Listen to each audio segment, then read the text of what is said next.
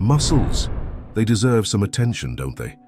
Whether you want to gain more muscle, become healthier, or understand how muscle growth works, muscles help us move and determine our physical well-being. You don't have to be a bodybuilder to train your muscles. Astronauts, athletes, and the elderly, everyone benefits from muscle building. To promote lasting muscle growth, you need to gradually increase the resistance or intensity of your training. This principle of progressive overload ensures that muscles are constantly challenged and adapt. Muscles are exposed to tension, causing microscopic damage. This damage can then recover and strengthen through adequate rest and protein intake. The cycle of damage and recovery results in gaining strength and muscle mass. The opposite is also true. If you don't engage in movement, your muscles will shrink because your body doesn't need them. This is why astronauts in space need to exercise extra. Without gravity, their muscles work much less to move their bodies, leading to muscle atrophy. Nutrition and rest are underestimated components. Scientific training methods with a well-measured diet are becoming more common. Eating too much won't be burned or converted into muscle by your body, and too little nutrition is detrimental to your recovery after exercising. Protein synthesis plays a crucial role in muscle growth. The body needs sufficient protein to synthesize new muscle proteins. Therefore, a protein-rich diet is essential for supporting muscle growth. Especially food like meat, fish, cheese, yogurt, and nuts are rich in proteins. Muscles don't grow during training, but during the rest periods afterward. Adequate sleep and rest ensure that the recovery process is not disrupted. Gender and age affect muscle growth. Women and older men have a disadvantage in the recovery mechanism compared to young men, as they have more testosterone, an advantage in muscle building. Genetic factors also play a role in muscle growth. Some individuals find it harder to recover damaged cells than others. The key to muscle growth is more complex than most people think. Not only training, but also nutrition, rest, and repeating this process are crucial. A common misconception is that consuming a lot of protein leads to more muscle growth.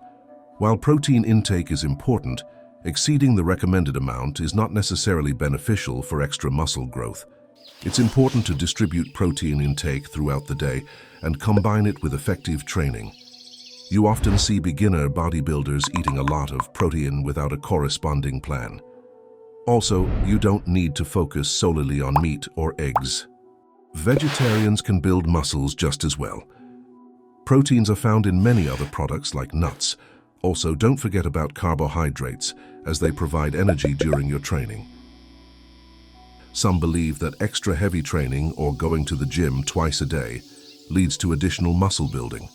While progressive overload is important, maintaining the right technique is crucial to prevent injuries.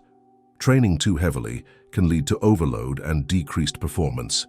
Breaking down muscle cells through training is necessary, but without sufficient recovery between training, rest, and nutrition, that heavy training has a less favorable effect than you hope. In addition, they sometimes say that if you don't feel pain, you're not training hard enough. But this is a misconception. Pain during or after training doesn't necessarily mean your muscles are growing. Sometimes it's a sign of overload or injury.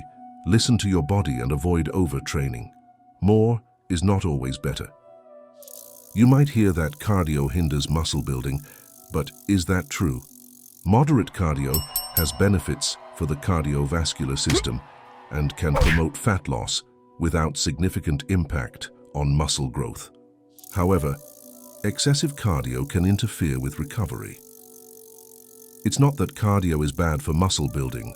Many top athletes combine cardio and strength training, like rugby players, who prove that you can have a lot of muscle mass and excellent endurance. The combination may be a bit more complex, and monitoring rest and nutrition is crucial. You may have heard from a workout partner that if you don't train on vacation, your muscles will turn into fat. Well, this is also incorrect. Muscle tissue and fat tissue are different and cannot directly transform into each other. What can happen is that people lose muscle mass and gain fat mass, leading to a change in appearance. It's not that if you stop training for a while, your muscle mass suddenly turns into fat. Muscle growth is a complex process dependent on various factors. A balanced approach to training, nutrition, and recovery is essential. Understanding the science behind muscle growth and avoiding common misconceptions can help people more effectively achieve their fitness goals. If you like our explainer videos, subscribe to our channel to support us and take a look at one of our other topics.